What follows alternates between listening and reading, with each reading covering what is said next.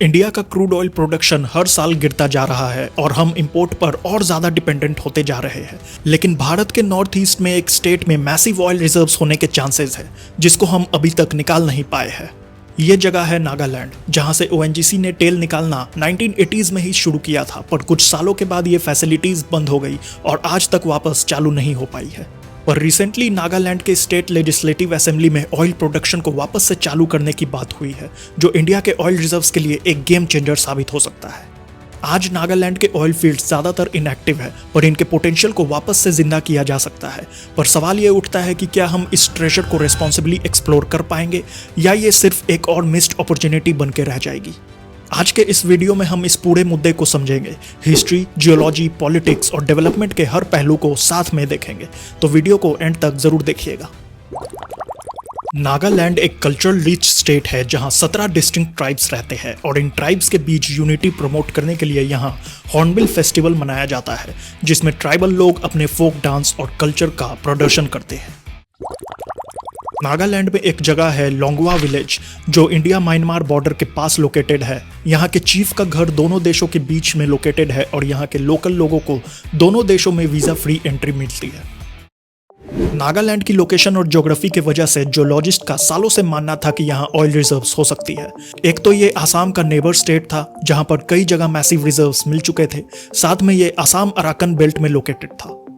Assam Arakan basin north east India का एक geological reason है जो 1,16,000 स्क्वायर किलोमीटर्स में फैला है। आसाम, नागालैंड, पार्ट्स ऑफ मणिपुर, मिजोरम, त्रिपुरा और कुछ पार्ट्स म्यांमार का इस बेल्ट में आते हैं। इस बेसिन में सबसे पहले ऑयल 19th सेंचुरी में ब्रिटिशर्स ने दिग्बोई में खोजा था और आज के टाइम में डायरेक्टरेट जनरल ऑफ हाइड्रोकार्बन्स ने इस रीजन को कैटेगरी 1 बेसिन में रखा है। इस बेल्ट में सिर्फ आसाम में ही नहीं बल्कि नागालैंड में भी ऑयल रिजर्व्स मिल चुके हैं और किसी टाइम पर वहां प्रोडक्शन होती भी थी।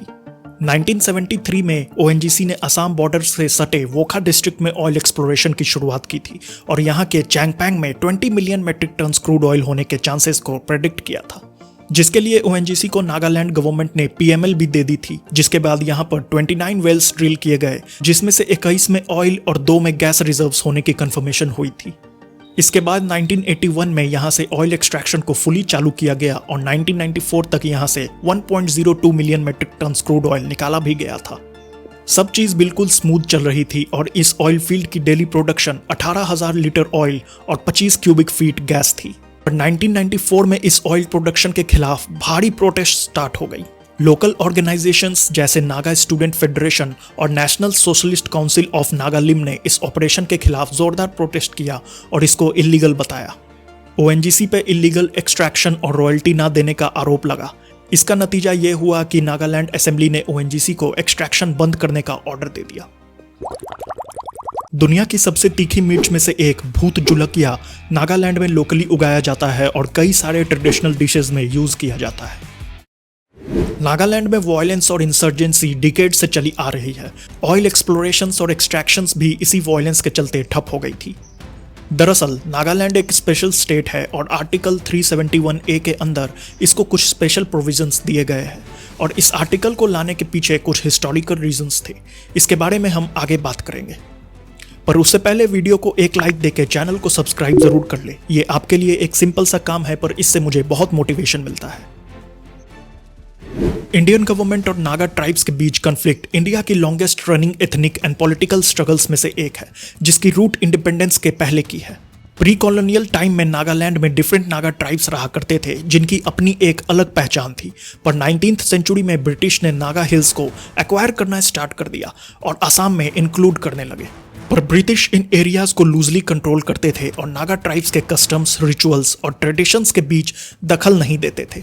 पर नागा लीडर्स नागालैंड को एक अलग ऑटोनोमस रीजन 20th सेंचुरी से ही बनाना चाहते थे, जिसके वजह से इंडियन इंडिपेंडेंस के टाइम ये काफ़ी एक्टिव हो गए और 14 अगस्त 1947 को नागा नेशनल काउंसिल ने नागालैंड को अलग सोवरेन स्टेट डिक्लेयर कर दिया, जिसको इंडिया ने रिजेक्ट कर दिया था। इस वजह से दोनों पार्टीज में टेंशन बिल्डअप हो गई।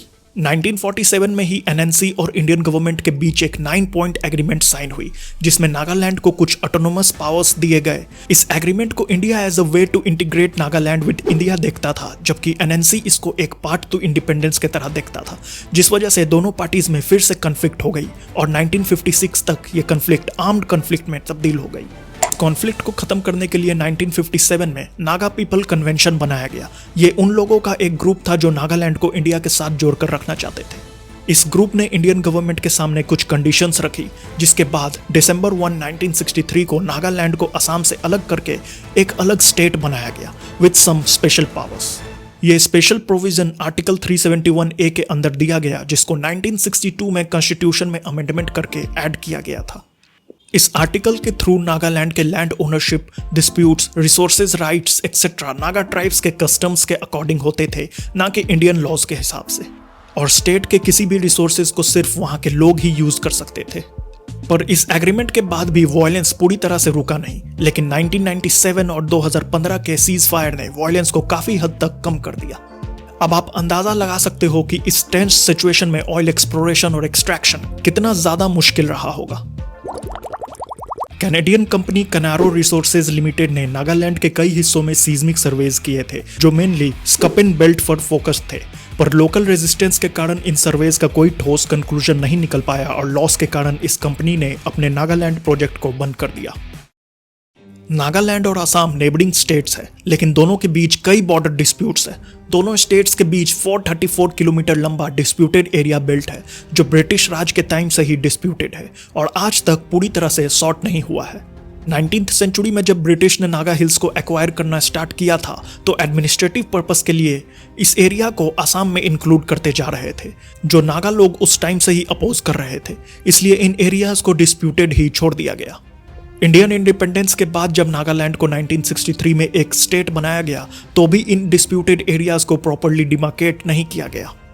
इसलिए आज के टाइम तक इन एरियाज को लेकर दोनों स्टेट के बीच कन्फ्लिक्ट होते रहती है, जिसके वजह से हजारों लोगों को डिस्प्लेस किया जा चुका है और कई लोगों ने वायलेंस में अपनी जान भी गंवाई है। ये मैटर अभी तक सॉर्ट नहीं हुआ है और सेंट्रल गवर्नमेंट यहाँ पर सीआरपीएफ को एज ए न्यूट्रल फोर्स तैनात करके रखती है और दोनों स्टेट्स के बीच एक जॉइंट डिसीजन को प्रमोट करती है।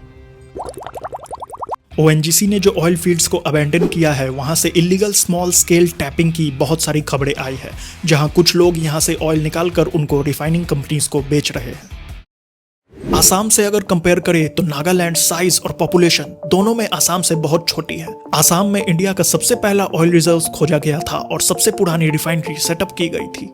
आज के टाइम पर आसाम इंडिया के डोमेस्टिक ऑयल प्रोडक्शन में 14% कंट्रीब्यूट करता है और 2019 से 2023 के बीच 9,000 करोड़ रुपए से ज्यादा ऑयल रॉयल्टीज गेन कर चुका है। यहाँ पर 4 ऑयल रिफाइनरीज है और ऑयल इंडस्ट्री बूम होने की वजह से कई डाउनस्ट्रीम इंडस्ट्री जैसे पेट्रोकेमिकल इंडस्ट्रीज और फर्टिलाइजर इंडस्ट्रीज भी यहाँ ग्रो कर रही है। दूसरे तरफ नागालैंड एक रिच कल्चरल और एनवायरमेंटल लैंड है और यहाँ पर कम से कम 30 अनटैप्ड ऑयल रिजर्व्स है, जिनके एक्सट्रैक्शंस ना होने की वजह से स्टेट को 1800 करोड़ रुपए पर ईयर का लॉस होता है। 2012 में Nagaland petroleum and natural gas regulations के थ्रू यहां एक्सप्लोरेशन को वापस से चालू करने की कोशिश की गई और 2014 में metropolitan oil and gas private limited को एक्सप्लोरेशन की परमिशन दी गई। पर इस पर भी कई सारे केसेस होने लगे और गुवाहाटी हाई कोर्ट ने इस मैटर को सुओ मोटो ले लिया और अभी तक ये केसेस कोर्ट में पेंडिंग है।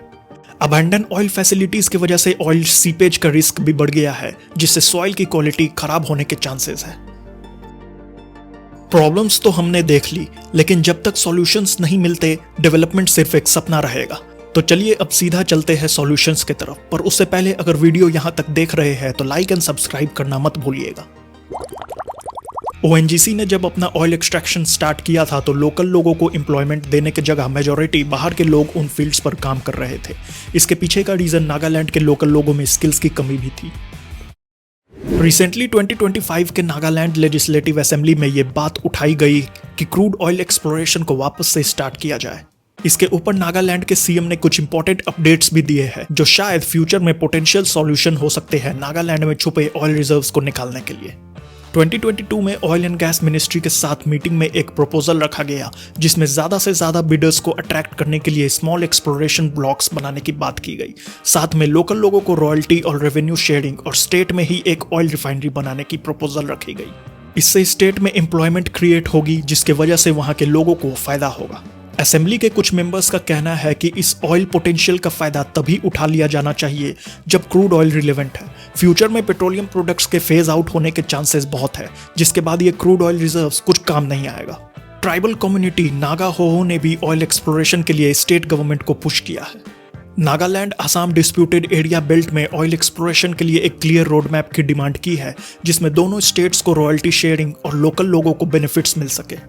ऑयल एक्सप्लोरेशन को लेकर petroleum and natural gas ministry ने अक्टूबर 2024 में कोहिमा में एक हाई लेवल कमेटी बनाई थी और सॉल्यूशंस के ऊपर डिस्कस किया था, जिससे ये तो साफ है कि आने वाले सालों में बहुत चांसेस है कि नागालैंड के ऑयल पोटेंशियल को यूटिलाइज किया जाएगा, जिससे इंडिया की इंटरनेशनल ऑयल मार्केट पर डिपेंडेंसी कम हो सकेगी। रिसेंटली सेंट्रल गवर्नमेंट ने पेट्रोल और डीजल पर 2 रुपए पर लीटर एक्साइज ड्यूटी बढ़ा दी। हालांकि ऑयल कंपनीज इस कॉस्ट को कवर करेंगे और आम लोगों के जेब पर इसका कोई असर नहीं पड़ेगा। इस इंक्रीमेंट का मेन रीजन ग्लोबल मार्केट में क्रूड ऑयल की गिरती रेट है, जिसको बैलेंस करने के लिए गवर्नमेंट ने ऑयल कंपनीज पर एक्साइज ड्यूटी लगाई है। इससे सेंट्रल गवर्नमेंट को क्रूड ऑयल प्राइसेस कम होने का बेनिफिट मिलेगा और उनकी रेवेन्यू बढ़ेगी। पर मेरा इंटेंशन यहाँ ऑयल प्राइसेस को डिस्कस करना नहीं है, बल्कि आपको बताना है कि इंडिया की डिपेंडेंसी ग्लोबल ऑयल मार्केट्स पर कितना ज्यादा है। ग्लोबल मार्केट में प्राइसेस बढ़ने और घटने से किस हद तक गवर्नमेंट की रेवेन्यू जुड़ी है। इसलिए इस डिपेंडेंसी को कम करने के लिए हमें नए ऑयल रिजर्व्स की जरूरत है, साथ में तेजी से दूसरे सोर्सेज पर शिफ्ट होने की भी जरूरत है। इस बारे में आप क्या सोचते हैं, कमेंट्स में अपने राय जरूर बताइएगा, क्योंकि हर कमेंट मैं जरूर पढ़ता हूँ। ऑयल एंड गैस से जुड़े और भी मजेदार वीडियोस की मैंने एक प्लेलिस्ट बनाई है जो आपको एंड स्क्रीन पर मिल जाएगी। नागालैंड में भले ही 17 अलग अलग ट्राइब्स रहते हैं, पर यह इंडिया का सबसे बड़ा क्रिश्चियन स्टेट है, जहां के 80% लोग क्रिश्चियंस हैं।